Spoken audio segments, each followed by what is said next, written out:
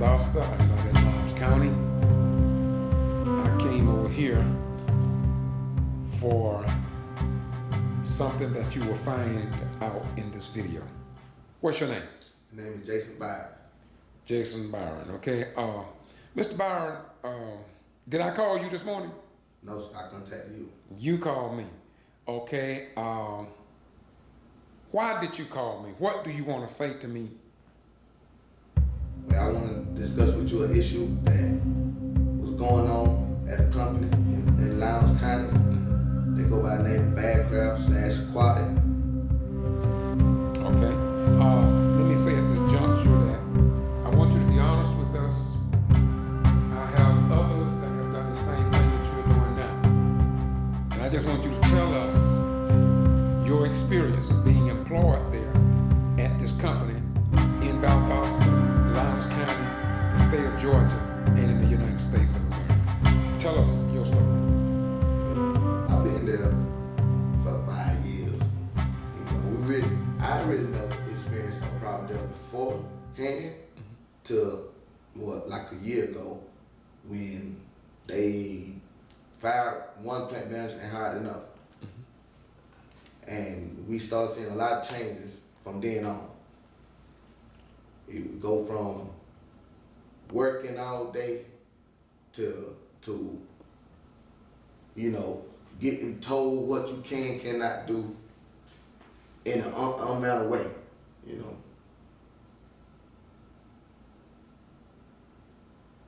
Well, tell us about it. Like I said before,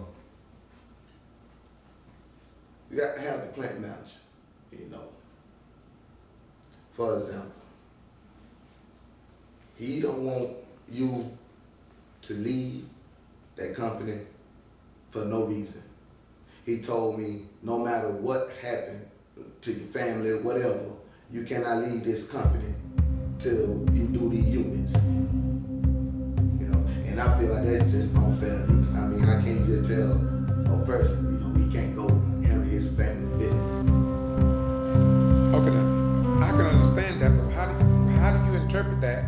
Do you interpret that as being all day, or you can't go during your lunch hour? When he say, you're supposed to be working, so why you say that? Explain that a little bit. Why is that a problem for you? Yeah, as an employee, why do you see that as a problem? Because I'm human. I got a family. You know what I'm saying? Anything can happen to my daughter or my mother or whatever.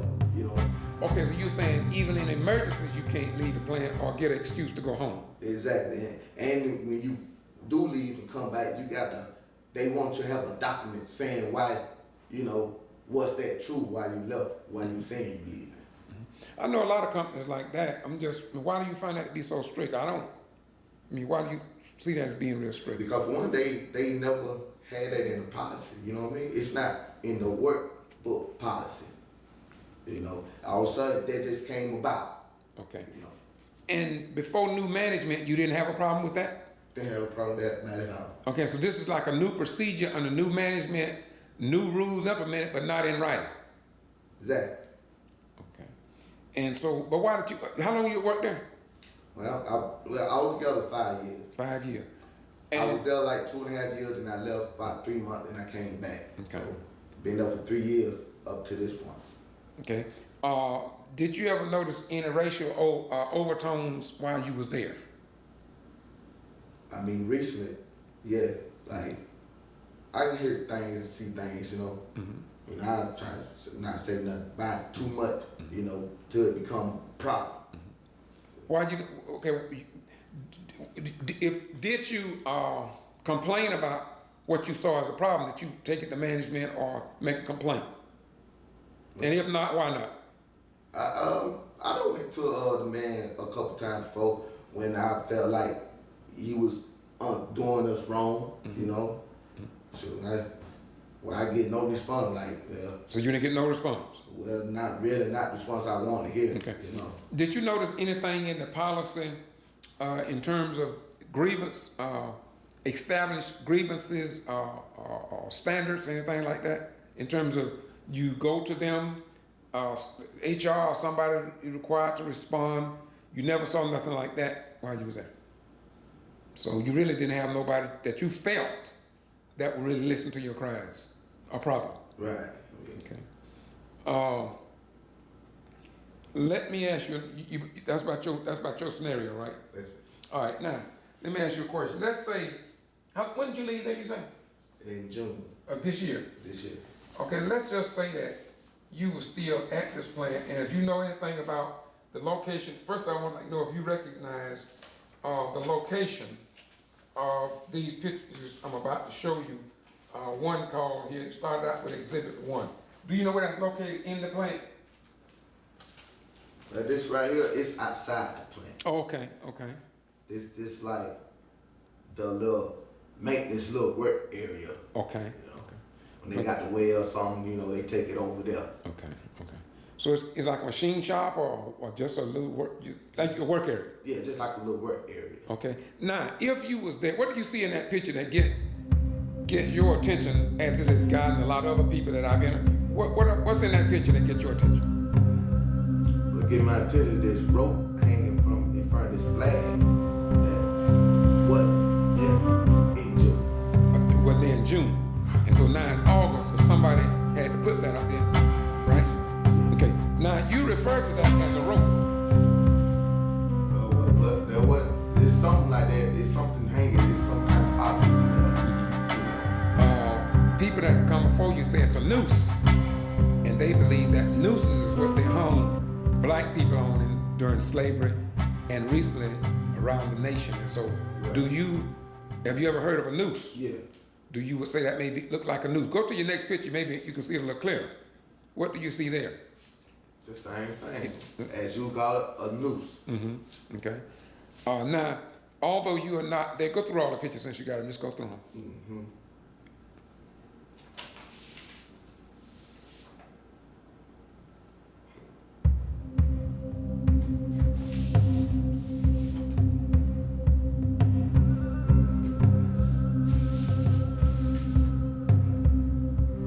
Now, let's say you were still working there at that company, and if you came in one morning and some of the other employees had stole me about it, if you came into the plant and after getting there, getting ready to do a full day's work, and if you notice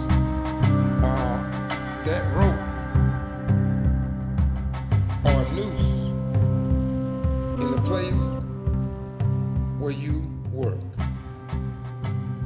what would you think of it? How would you feel if you saw that, if you was at there at that time?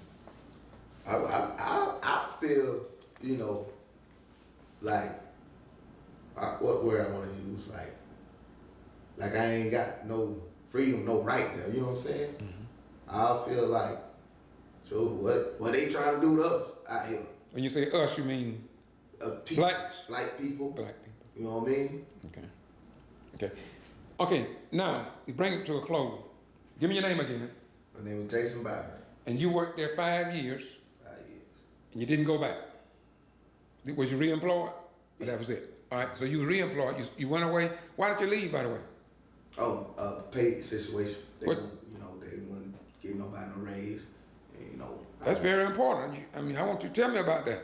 Man, I mean, I had been there for like 2.5 years, and the supervisor then, you know, he kept promising a raise, you know, cause I was doing a good job, good performance, what I'm doing. Mm-hmm. But I never get it till I put in my 2-week notice. Then he tried to give me some more money. Okay. So you went 2 years without a raise, Right. and you were doing a good job, you feel? Doing a good job. Was you ever written up? Nope. Nothing was in writing, but you never got a pay raise. I got that one they supposed to give me. Right. But I went to a chopper, which I probably got another raise because I went up. You moved up. I moved up. Better qualified. Right. And you got no pay raise. I ain't getting no pay raise. All right. Now, did you know of anything in the policy about training versus pay raise? Was it in writing that they would give you a pay raise once you completed something, or every year, or every 6 months, or every 2 years if you didn't get no write-up? I mean, how do you, well, first of all, was there any promises made to you? Yeah, he had told me I would get a raise, 3 months, then 6 months, and a year. Okay. But I only got that one. You know what I mean? Now 6 months done came, a year done came, now almost 2 years. Almost 2 years, and you still didn't get a I raise. still didn't get the raise when I moved up. Okay. Now, do you know of anybody else out there that might have got angry because they didn't get a pay raise? Do you think it was a widespread problem, or they just didn't like you? Everybody. It was kind of a routine unfairness along that line. Right. Okay.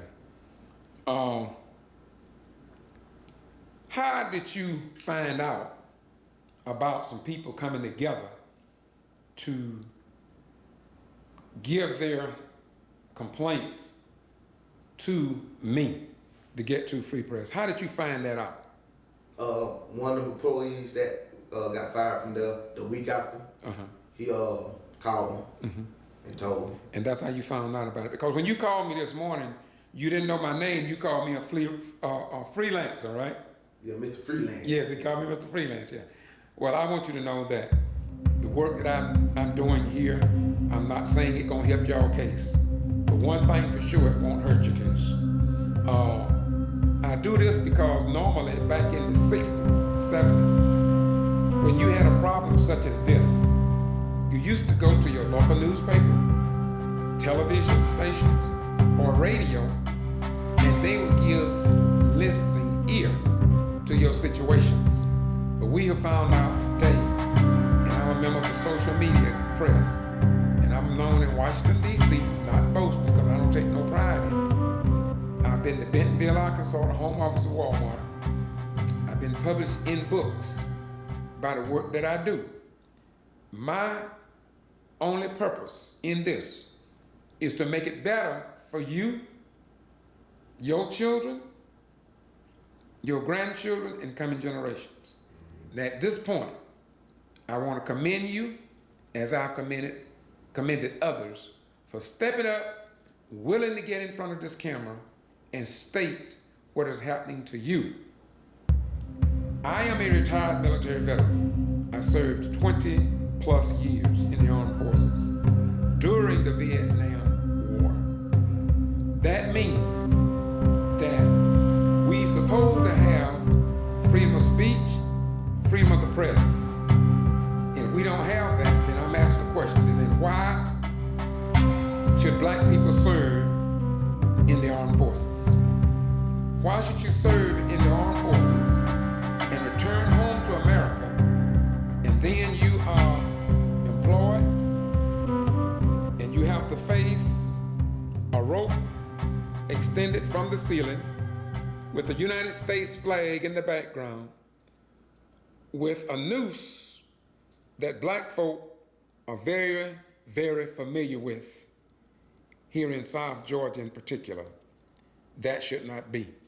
And this is why I do what I do. You can check me out on the web. You'll see where a lot of people call me a racist. They call me outside agitator. They call me a Martin Luther King wannabe. They call me a Jesse Jackson lookalike. They call me nigger. They call me all of these names. And I know, as a human being, that somebody did this for me. Otherwise, I wouldn't be able to go out to restaurants. I couldn't use public facilities along the highways. They would still call me nigger and nothing done about it. And they would take you out and lynch you and nothing was done about it at all. Because the law enforcement and the judges are all tied together, worse in the days of old. But it seemed as if though those days are among us again. And I think you bear witness with that. So as we close, I'm gonna ask you, do you have any final comments? Yeah, that sums it up. Do you give me your permission to release this publicly to CNN, MSNBC, to anybody else? It's just like all other people that I've interviewed and the others that I'm going to interview. I'm gonna ask them the same question. Do you give me permission to make this public? You got my permission. Okay, thank you very much. Now I'm going to city council meeting tonight in Valdosta. I'm going to address this issue. I may not even mention the company's name. I'm definitely not going to mention anybody's name that have given me this. I want to draw their attention to the situation. I called a couple council members this evening, and they told me that the American Civil Liberties Union are already aware of this. They have told me that some news media outlets are already familiar with this company and these nooses that we are talking about. I'm going to go further to say, somewhere down the road, there may be a need for you to fill out an EEOC complaint if you so chooses to take that approach. Others have come to me and they have started on theirs already. Okay? You have rights in this country. And so, but if you don't stand up and if you don't say something, it won't be nothing. As we close, give me your name once again. Jason, bye. Appreciate you, brother. Thank you.